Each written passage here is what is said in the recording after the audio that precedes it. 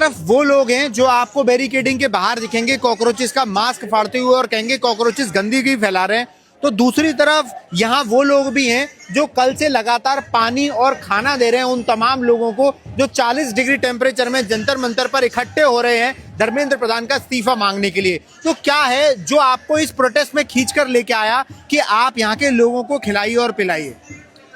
देखो, सबसे महत्वपूर्ण बात यह है कि शिक्षा व्यवस्था जो होती है, किसी भी देश की रीढ़ जो होती है वो वहाँ की शिक्षा होती है।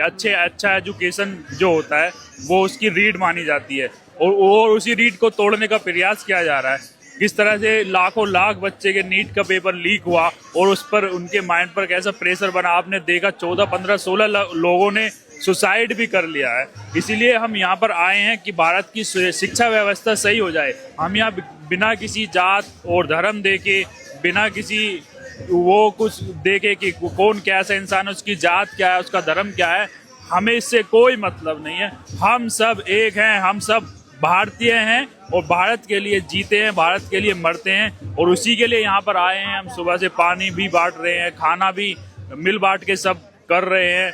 वो इसीलिए है कि भारत की शिक्षा व्यवस्था एक अच्छे स्तर पर जाए, क्योंकि जब हमारी शिक्षा व्यवस्था अच्छे स्तर पर जाएगी तभी हमारा देश आगे बढ़ पाएगा। क्योंकि किसी भी देश की अगर शिक्षा व्यवस्था चरमरा जाती है तो वो जो है फिर बैकफुट पर देश चला जाता है।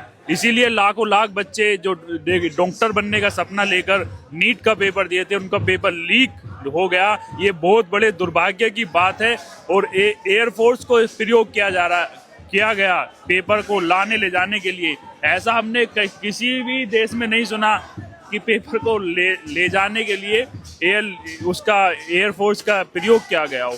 जब फिर शिक्षा मंत्रालय किस लिए है?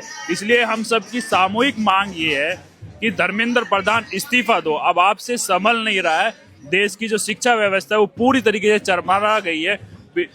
लगभग 200 से अधिक पेपर लीक हो चुके हैं। जो मेहनती बच्चे हैं, जो वास्तविक अभ्यर्थी हैं, उनको पीछे धकेला जा रहा है। जो अवास्तविक अभ्यर्थी हैं, जो फेक अभ्यर्थी हैं, उनको पैसे देकर आगे बढ़ाया जा रहा है।